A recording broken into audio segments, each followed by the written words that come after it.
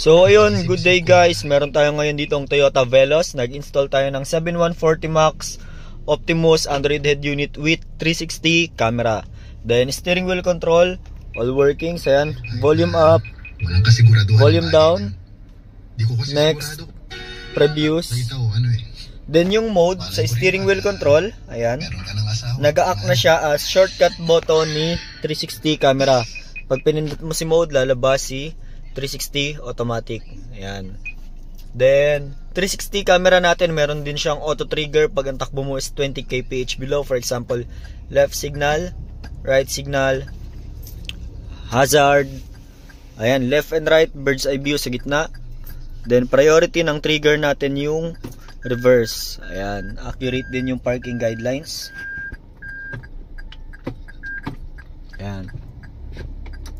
Then tong head unit na to, meron siyang recording, yung 360 camera niya, all sides recording. Although lahat ng model natin or variant natin may recording. So ayan, from front, rear, left and right nagre-record.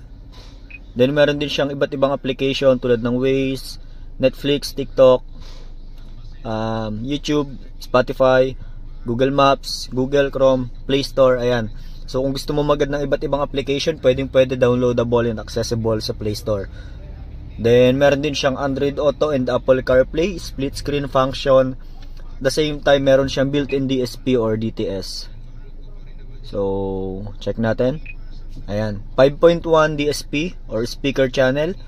May equalizer, fader balance, DTS, crossover, then delay. So ayan guys, ito yung Optimus brand na 7140 Max Android head unit with 360 camera. So 2K screen resolution siya, 6128 and 10 inches. So ito yung likod ng Veloz. Ayan, malinis na malinis, no modifications. And ayun lang, thank you.